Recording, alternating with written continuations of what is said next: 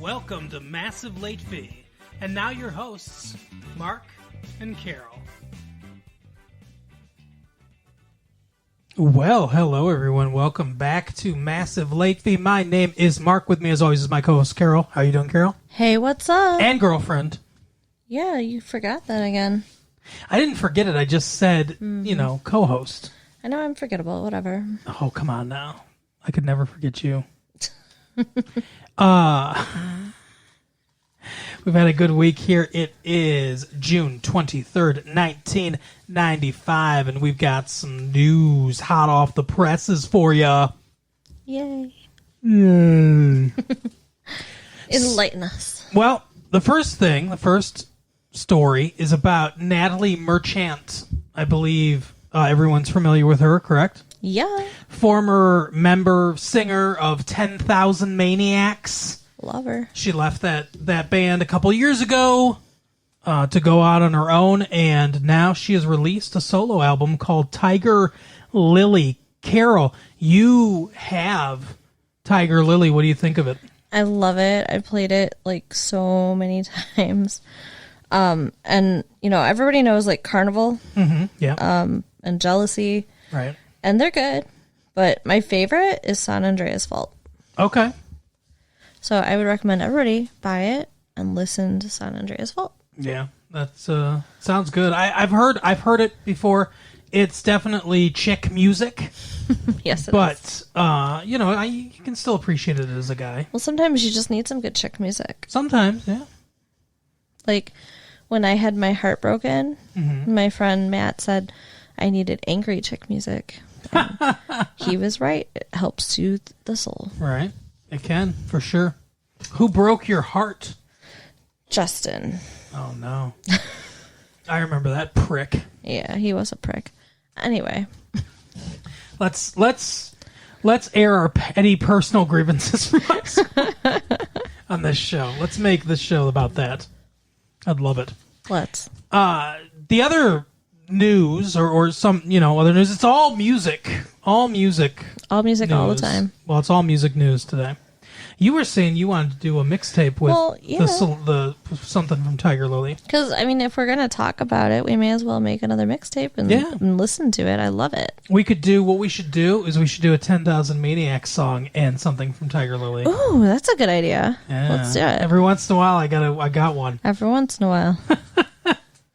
But anyway, Selena, as you may know, the Latina star, murdered, shot, killed, and so everything. Sad. But apparently they're talking about doing a book and a movie based on her life. Huh. So they, obviously nothing's happened yet, but they've talked to her family. Her family's gotten offers and stuff like that about it. And, as the headline says, Selena is gone, but the pain and profit go on. And that's what Hollywood is like. Yep. So, I'll tell you, I had not really heard of Selena until she was killed. Really? A little bit, but I never really heard her music or anything. But the killing really drove her popularity up. Wow. I'm just saying. Who are they going to get to play Selena, though? That is going to be a tough role to take on. Meg Ryan ain't doing that role. Oh, no. She's got to be able to sing. Yeah, it's got to be a singer, dancer too. Selena Singer, dancer, actor. Right, Triple threat. And probably a Latina person that would be good if it was. Mariah Carey? Does she act? I don't maybe. know. Mariah Carey, what is Mariah Carey? A singer? No, I know she's a singer, but she's like, what is she? Like, she's part white, part Latina, part black, part... I haven't really sat down with a beer and asked her. Yeah, sat down with a beer, huh? Ugh. Yeah, I like beer. Gross. Get over it. Women shouldn't drink beer. It's disgusting. If you can drink a beer, I don't know why I can't drink a beer. I don't like beer that much either, honestly. But it's a mannish thing to do. It is not. If you saw a woman chewing tobacco, that's disgusting. Would you think? But it's disgusting when a man would you think, that's a feminine thing to do, chew tobacco? No, exactly. I don't think it's a masculine thing to do either. I think it's a stupid, disgusting thing to do. Definitely a masculine thing to do. Why? I don't Because think cowboys do it? I don't think you should do it, but when I see someone chewing tobacco, I think that's a masculine activity. What about when I smoke a cigarette?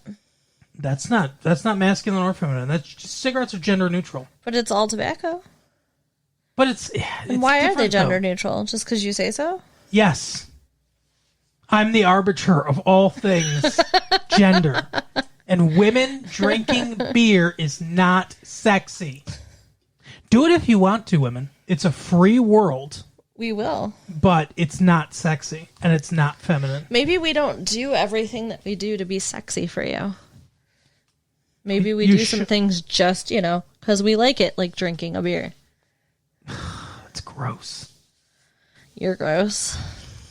You just drink a beer and burp and all that stuff. Have you ever Super sexy. seen me act like that? I don't fucking crush the beer can when I'm done with it. Like, come on. And I actually prefer bottles. And I can do some pretty feminine things with those bottles if you'd ever give me a chance. I don't know if I trust you with a bottle the way you're looking at me right now. Speaking of feminine things that you could do, Pearl Jam. That I feel like you deserve to be hit in the face now. Why? Because you're equating your fucking juices to my femininity. Fuck off. First of all, I didn't name this band. They're not my juices. They're Eddie Vedder's juices. Okay, so Eddie Vedder has nothing to do with femininity. You know what you were saying. You know what you were implying. And it was wrong. I was implying that the name of their band is gross. Ow! It's a little delayed. That's the theater of the mind, everyone. I hurt my hand. Anyway, so Pearl Jam. We actually reported this last year that Pearl Jam was angry at Ticketmaster. Ticketmaster, jacking their prices up and everything for their tickets and stuff like that. So Pearl Jam has said, "Fuck you, Ticketmaster. We're not going through Ticketmaster anymore. They will not use Ticketmaster because Ticketmaster refuses to change their practices." Well, good for them. They don't like their $7.50 a ticket charges. They don't like them, pocketing all this money. They say, "We don't need you, so you're done." Nice. Yeah. So how are we going to buy the tickets? I think actually, it's weird. They have, how online exists, right? Yeah. Well, they have something there online. Okay. America Online. Right. Where you can purchase it through its website, through a website. Weird, though. Like, how do you get your ticket? You need a ticket. I don't know. I don't know if they mail it to you. I don't know what. I don't know if you print out something. I don't know. doubt you could just print out a ticket on a piece of paper. Like, because then anybody could do it, But don't they have those special, scan bars and stuff like that? I don't know. I'm not familiar with that. I don't know. We'll see. Either way, they'll figure it out. Yeah. But they're We'll not see what using happens. Ticketmaster. I guess maybe there are other ticket brokers they could use. I don't know. Yeah, I guess. It's just like I've never bought tickets through anyone other than Ticketmaster. Yeah, Have you? go to the mall. Go to the mall at the fucking window, Ticketmaster window, and whatever you want to see. Exactly. If you're, if you've got there quick enough to get it. That is the question. Have you ever sat in line all night? For what? Nirvana. Nice. I have not.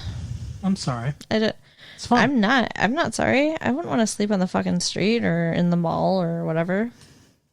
It's fun. Yeah. It's an experience. Did you have some experience enhancing things? Of course. Oh, well, then that could be fun. Yeah. Anyway, so that's the news. That's all I've got for this week. We could do more of the massive love, but I wanna savor it. Yeah.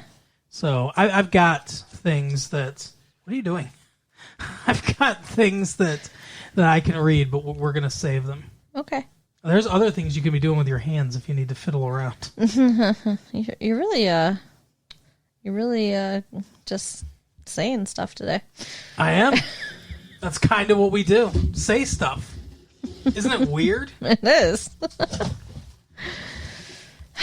Okay, so the movie. We watched a movie, guys. We did. It was really good. Crimson Tide. It was all right. Only all right, really? Well, let's talk about it. All right, let's talk about it. Go ahead. You want me to talk about it? Yeah. We got to start watching some TV shows again, too, I think. Don't you? Yeah.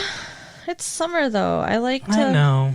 I mean, honestly, I'd rather, rent a movie than watch, reruns on TV. Yeah. That's the thing, because what are we going to talk about? Reruns? Yeah. We could talk about the show Good Times. Anyway, we could do Nick at Night. I could make you watch an episode of Get Smart. You could. You could do that. We should do that one week. Write in if you want us to watch an episode of Get Smart and talk about it. You know what? I think there might be episodes of Sliders on still. Sliders. You could check that out. I like Sliders. Yeah, that's fun. Anyway, so we watched a movie, Crimson Tide.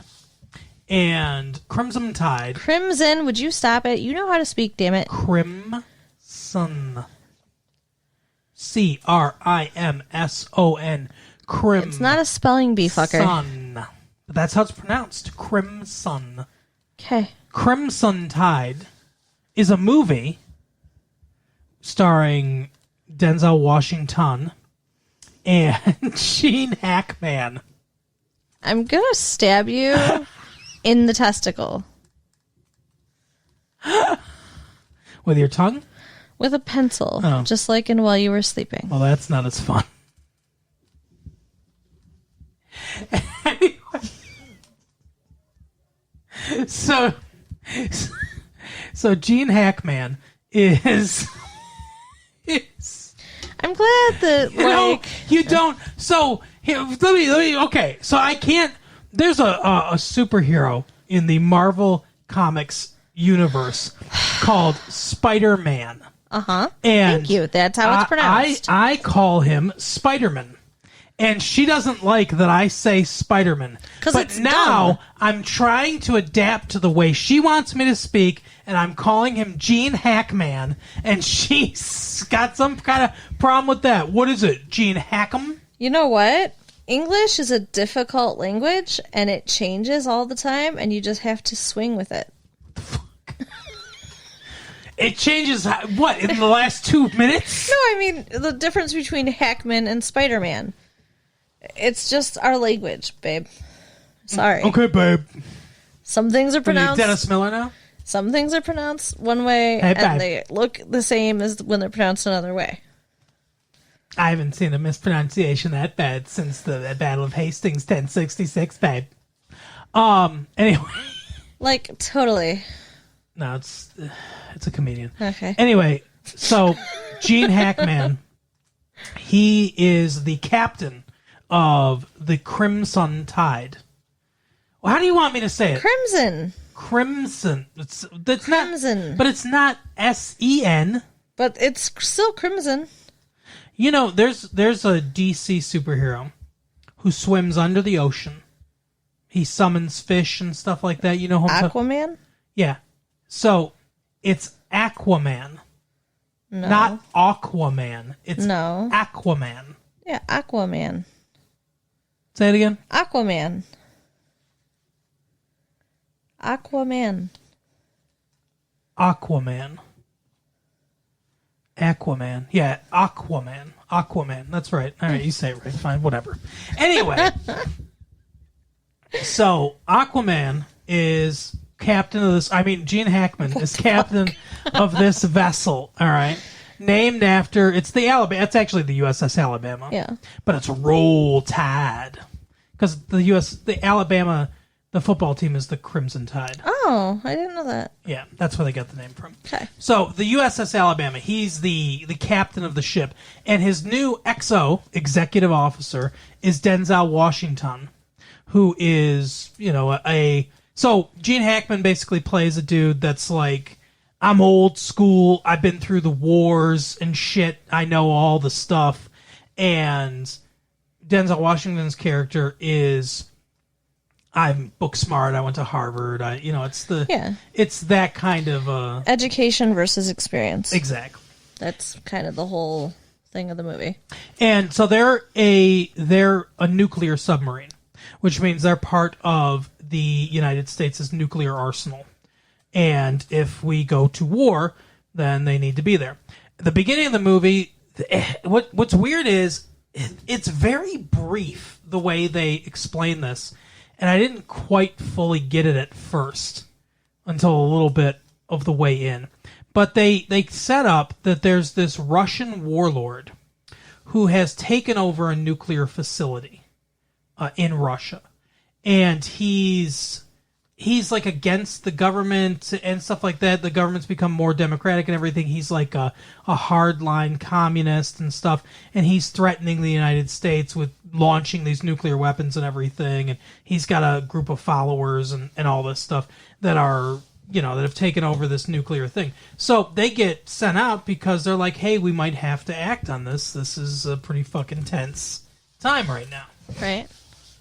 Early on in the movie, they're going through a training exercise of what would happen if there's a nuclear holocaust or whatever, what they're going to do if they have to launch their weapons. They're going through a training where they get these codes and everything, and it's nice because they set it up early, like this is what it looks like when they need to do this.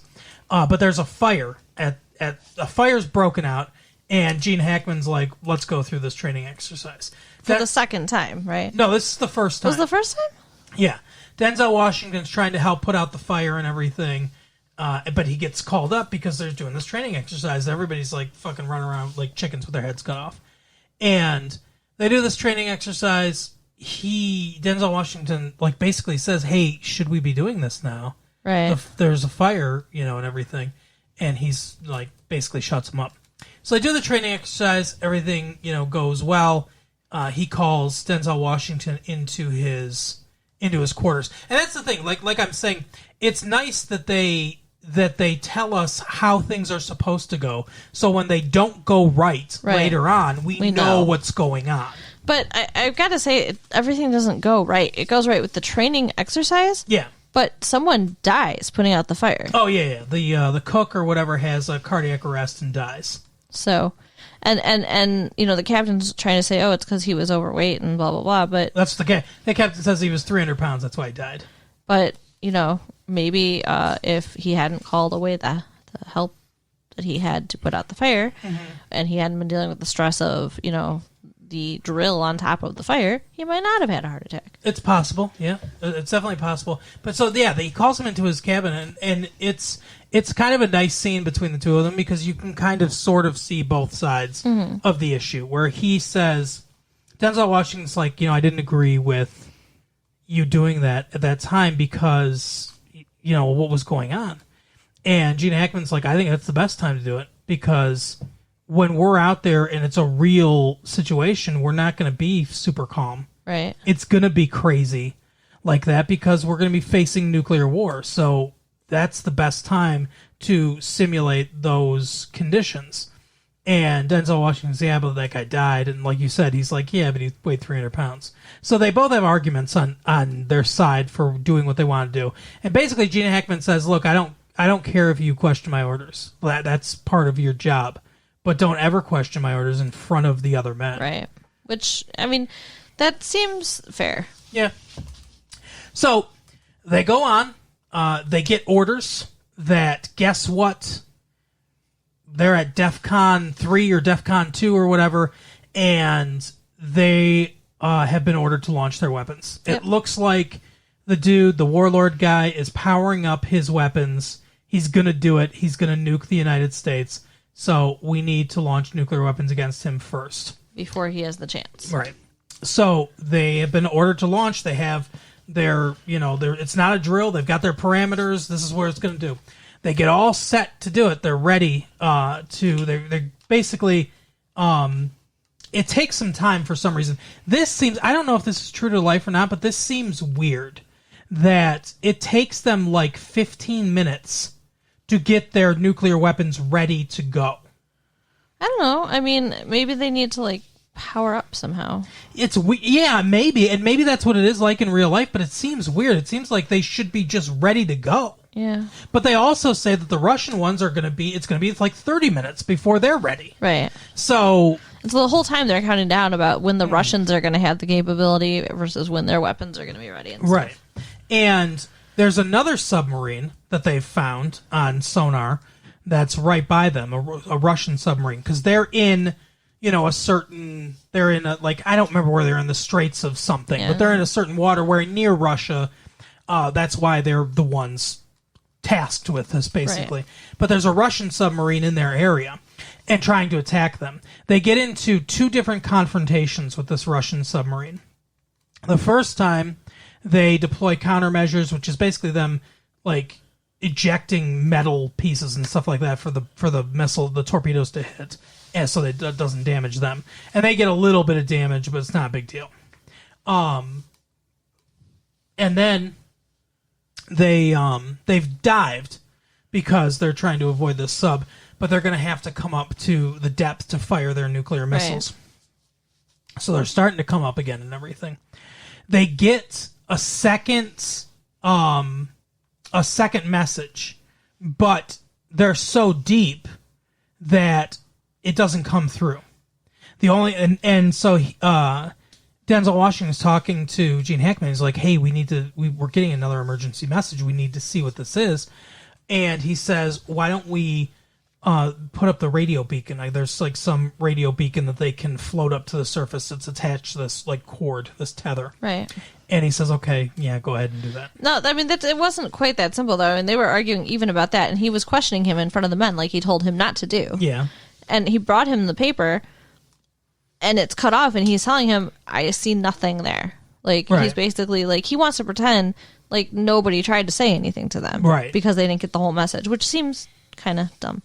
But he's like, "Hey, military code says if an order's not complete, then it's not an order. And we have a complete order here of what we're supposed to do." He seems very gung-ho to launch these weapons. Yes, he does. Weirdly, I don't know why, but he seems like he's ready to do it. You would think, nuclear war would be something you'd want to avoid. But. Right. So he says, "Okay, so do it." So he does it, but that apparently attracts the attention of the sub again, and they start, firing on them. And I'm trying to remember exactly how the order of it goes, because this is where it gets cut off, and he's basically like, "We're gonna launch," and he's like, "No, I'm not gonna say these orders to launch." And he's like, "If you don't say them, then I'm going to replace you." And they argue about it loudly in front of all the men. And he's like, "No, I don't agree with it. And, you're going to make me relieve you of your command," basically, is what he says. And so Gene Hackman orders them to arrest Denzel Washington or whatever. And nobody moves. And the chief of the boat, who's, I guess, the next in charge, he kind of steps up and says, "Hey, you can't do that," or whatever. And the whole point of him being there is to question you. And Denzel Washington says, "I'm relieving you of your command. You're gonna be, put in your chambers and everything." And the chief of the boat goes along with it, orders the people to do it and everything. And then Denzel Washington's like, "Hey, thanks." And he's like, "I don't agree with you. You're an asshole." Yeah, fuck you, he says. Yeah, but what he was doing was wrong. I only backed you because you're correct. He can't just arbitrarily replace you. That's not how the Navy works. Right. So that's, so he's like, "So that's why I backed you." And Denzel Washington's like, "Well, thank you anyway." So he orders the radio to be repaired. The radio got messed up. It got shot with a torpedo, I thought. Yeah. Because so once he does that, because the second time he's the one ordering. That's why I can't remember exactly how this. We saw this a couple days ago. That's why I can't remember exactly how it goes. But he, the second time they meet the sub, he's the one giving the orders, Yeah. Denzel Washington. I think it's supposed to show that he's just as capable as Gene Hackman, although not quite as good, because they don't get away quite as scot-free Right. this time. Because what happens is the sub comes around, he blows up the sub, they destroy the sub Yeah. and everything, which is good, but they get damaged in the process. Yeah, they got off one torpedo before they got destroyed. Yeah, and they get damaged in the process, and there's water coming out, and the guy's got to like seal it and everything, like seal the thing. And there's like 4 guys in there that end up getting killed. They end up drowning because they got to seal them in there because they can't get them out. It was really sad. Yeah, and so they seal it in, and they're sinking because they don't have propeller power. And the chief's like, if we get to 1,850 feet, then we're all dead anyway, because that's pressure will crush the hull, and we'll all die. So they're sinking with no way to move. They finally do get the propeller going when they're like 1,800, like they're almost there. And, they start going to depth to get the radio signal, because that's what Denzel Washington's like, we need to hear what they said, because maybe they said, hey, everything's over, you don't have to launch anymore. Maybe they changed locations of where we're supposed to launch. And one of the things that he got in an argument with Denzel Washington, or with Gene Hackman, which, he brings up a good point, is he says, hey, there are other ships in the area. There's redundancies. If we can't complete our mission, then another ship takes on our mission. That's how things are. And he's like, Gene Hackman's like, yeah, I know that. He's like, but I have to assume that ship's been destroyed. So they both have like, arguments for it, right? Right. For all they know, they're the contingency. Right, exactly. That's a good point. So yeah, they so then there's a mutiny on the boat, where Gene Hackman takes back over the boat, and they imprison Denzel Washington, who hides the key or gives the keys to the boat to somebody else, who ends up rescuing them because he kind of knew it was going to happen. Yeah. And then they take the boat back over. It's crazy. And they go into the surface. Everyone's on the bridge and everything. The thing comes through, and it basically says, hey, we got him. Then they go They to surrendered. They go to a news thing, and they're like, they seemed like they wanted to do all this stuff, but when faced with actually like killing their own countrymen and stuff like that, because Russians came to stop them, they surrendered pretty quick, so everything kind of blew over. And they didn't need to launch the missiles anymore. So if they had launched them, they would have started World War III. Yeah. So then there's a court-martialing thing or whatever, a tribunal, where James Robard, for some reason, just has a very small part in this movie, where he says, hey, we're ready to give our ruling. And Denzel Washington says, you don't want me to speak? And he's like, no, we don't need you to. He's like, so the ruling is Gene Hackman's going to retire early. Oh, wait. Yeah. Because he... Whoa! I mean, you're just kind of glossing over this, that he didn't speak, and he's like, well, I don't know if I'm okay with that, because, it depends on what you're going to say, kind of, Right. Because that would be pretty fucking weird and scary to be there and be told, oh, no, we don't need to hear from you. We already heard from this other guy who you were fighting with the whole time. Right. Yeah, that's true. So, sorry, go ahead. But anyway, so Robards is like, yeah, Gene Hackman's going to retire early, and he's recommended that you be given a command, or whatever. So he's going to be a captain now and have his own nuclear submarine or whatever. And Denzel Washington's like, yeah, that's cool. And then they talk, and they talk, and basically they say, hey, he was like, you were right, basically, kind of thing. He plays it off, because they had this debate about these horses, whether they were from Portugal or Spain. And he's like, yeah, you were right about the horses. And then they go their separate ways. But, yeah, so that's basically the end of the movie. So, what did you think of it overall? I loved the movie. It was like an adventure. Like, it was like the whole time I'm like holding my breath. Like, very intense. Great acting. It really made you think too. Like, I just, there was nothing about this movie I didn't like. See, I thought it was really boring. What? No, I'm just joking. It's a really good movie. So yeah, it's very tense. It's a thriller, and it's a very thrilling thriller. Yes, it is. It's the intensity is really good. And like you said, I like the acting. Gene Hackman and Denzel Washington are both excellent. Mm-hmm. There are other people in here that are also very good. There's the leader of the mutiny against Denzel Washington. That guy's name is James Gandolfini. Okay. He's pretty good in this. The guy that played the petty officer, the chief petty officer, he was good too. Yeah. I liked the one so that James Gandolfini guy. He looks kind of like a mobster or something like that. He does have that look, yeah. And the other guy, the guy that's Denzel Washington's buddy, who I think is that the guy you're talking about? No, not the other guy that he gives the keys to. He's I think he's the radio guy or he's the sonar guy or something like that. He also looks like a mobster. He's also Italian and he's got he talks and at one point he gets into a fight with somebody early in the movie because they're having an argument over which Silver Surfer was better, Jack Kirby's Silver Surfer or another Silver Surfer.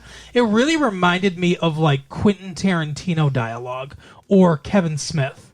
One of those two like Kevin Smith did the Clerks movie where they talk about a lot of stuff like that irreverently, and Quentin Tarantino did Pulp Fiction where they also talk about stuff like that irreverently. We kind of compared and contrasted those two filmmakers when we did those movies last year, and it reminds me of that. They didn't write this movie, neither one of them wrote this movie, but it reminds me there was some dialogue peppered in there that reminded me of that. Yeah, well, I mean, I think that it was very true to life, which I think a lot of the dialogue in both Kevin Smith movies and Quentin Tarantino Kevin movies Smith are. movie, the one movie.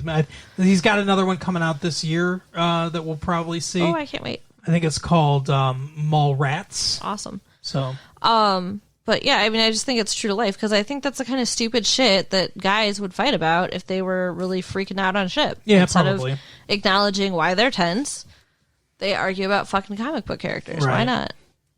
No, I see it. I understand. But it struck me as it just seemed like they wrote it, even though they didn't write this movie. And the way that he handled it, the way that Denzel Washington's character handled it, gave us a little glimpse into his character too. Yes, which was nice because he's pretty deadpan most of the time. Oh yeah, sometimes to very, very hilarious comedic effect. Yeah. But, it was cool to see him kind of come through for a second. Not Denzel Washington, but the character he was playing. Yeah. You know where Denzel Washington got his start, don't you? No. Oh, you don't? No. Oh, he was on a little show called St. Elsewhere. You are such a liar. He did not. Did he? You don't think he was on St. Elsewhere? Did he get his start there? Did yes. he really? Yes. You're not lying. No. All right. Well, then I guess you're kind of forgiven for this song, but still.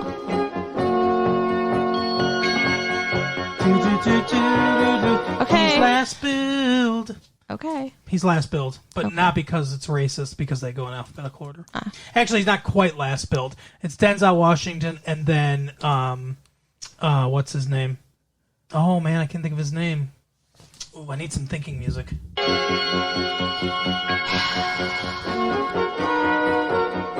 Seriously? William Daniels, that's his name. See, it helped me think. Because William Daniels gets the and also starring William Daniels credit, so he goes out of alphabetical order. Okay. Well, that's super good to know. He did get his start there though, like that. That's cool. Shot him to his career. See, that was the most appropriate use of the music you've had yet. Okay. I'll tell you. You know what I want to do though? So every once in a while, I'm going to mention St. Elsewhere, and I'm not going to play the music like 3-4 times in a row. And then when I mention it again and I do play the music, I'll have gotten everybody. And that will be the moment. One shining moment. What are you talking about? That will be the moment. What does that mean? When That's you ominous. die. It'll be your last moment on Earth. Oh my God. That's fucking horrible. Why would you say that to me? That's horrifying. Because maybe you won't play it again. Oh my God, what an asshole. I may or may not have something to do with it.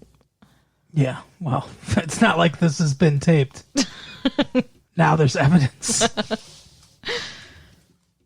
So, I thought the movie was very well written.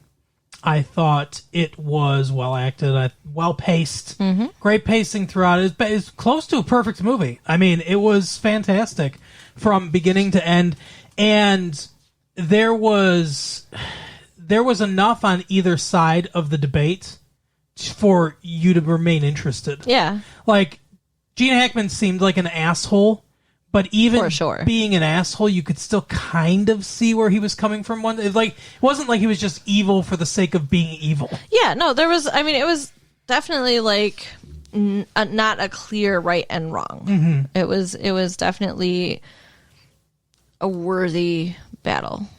And they did mention at the end that they are taking the power to launch nuclear missiles away from the individual subs, basically. Seems like a good idea. And that now it will rest solely with the President of the United States. So, I mean, unless we got some fucking moron to be President of the United States one day, oh, come on. we're safe. We always have, great, brilliant people being the president. We would never elect Even a when moron. even when I don't agree with them. Yeah. At least, I feel like they have the country's best interest at heart and not like their own selfish interests. Why would anybody want to be president that didn't have the country's best interest at heart? You would think so, right? Yeah. Exactly. I mean, you'd have to be really driven by ego to just absolutely torpedo the country down the tubes just to be president. Your ego would have to be enormous. And I mean, and stupid because obviously really someone stupid. going into it with that kind of motive has no idea what it's actually like, Right? And how hard it would be. And it would have to be someone with no experience at all. And Right? when would we ever elect someone with zero experience? Of course, we wouldn't do that. So this country's way too smart. For Way that. too So smart for good that. decision to have all the nuclear weapons in one person's hands. Yes. Anyway, so I would recommend this movie. I say go out and watch it. It's fantastic. Love it. Mm-hmm. I want to watch it again. One of the best movies of the year. Yeah. Honestly, Definitely. I think maybe Oscar material. there's some racial stuff in here too. Yeah. Not overtly racist stuff, but there's some. They're talking out of the sides of their mouth about racism and racial relations and stuff in this movie. Mm-hmm. Like when they talk about the horses, the Leipzig horses. Gene Hackman's like, they're from Portugal and they're all white, and everything. And Denzel Washington's like, they're not from Portugal, they're from Spain. And when they're born, they're black. And it's like there's something there. It's not super obvious, but they're saying some things It's there. Yeah. Yep. It's definitely there under the surface. There's one guy that sides with Gene Hackman against him is black, and Denzel Washington very pointedly looks at him, and he kind of sheepishly looks back. Yeah. So there's stuff going on for sure. Yep. But yeah, I thought it was interesting. Interesting movie, lots of ideas. Like you said, I think benefits from a rewatching. So maybe we'll go see it in the theater again, or maybe when it comes to home video, we can rent it and take a look. Maybe both. Maybe, yeah. Feeling ambitious. Are you? All right. Well, we will end this episode as we end all episodes, like I said before, with Blockbuster Pick of the Week. What is our pick of the week? This week I'm going with Cobb. What's Are you that? familiar with Cobb? Corn on the cob? Yes. Sounds delicious. Yes, it's a biographical film about corn on the cob. All right. I'm there. All right. It's co-stars Butter and Salt and is directed by High Cholesterol. Okay. It's about Ty Cobb, the baseball player. Oh, no wonder I don't Former know. Detroit Tiger Ty Cobb. Cool. You don't remember Ty Cobb's career? I don't pay attention to sports. You know that. I think Ty Cobb's career ended around 1920 or something like that. He was the first like superstar of baseball, the early days of baseball. But we recently did Batman Forever. Yes. And Tommy Lee Jones is in it. Uh-huh. Tommy Lee Jones is in this. He plays Ty Cobb. He's a busy dude. He was in The Client, too. Yeah. So this is based on a book by Al Stump, but he plays Ty Cobb, and it's actually a really good movie. It's a really good biography about Ty Cobb, a dude that was incredibly racist and just a fucking asshole. As they say in the movie Field of Dreams, Roy Campanella or whoever it is, he comes from the whatchamacallit, the cornfields, right? Uh-huh. And he's like, yeah, we were going to invite Ty Cobb, but none of us could stand the asshole when he was alive. So we figured no. Because, apparently, he was a guy that would slide spike first into second base so he could try to injure the second baseman who was trying to tag him. He once went into the stand and beat a black man for being, quote, insolent to him. So, yeah, a real asshole. Yeah. And not all of that is captured in this movie. It's not a perfect biography. It should be much harder on the subject, Ty Cobb. But it's a decent film, and Tommy Lee Jones is good in it, as he's good in most things. Yeah. So I'd recommend it. It's what I recommend this week. Okay. Carol, why don't you tell the people the stuff? Share the tapes with your friends. Do it. Give us the stars on our lockers. Mm-hmm. Yep. And, you can pass us notes in the locker, or you can write us in late fee 1994 at AOL.com. All right. Have a good day. Bye. Bye.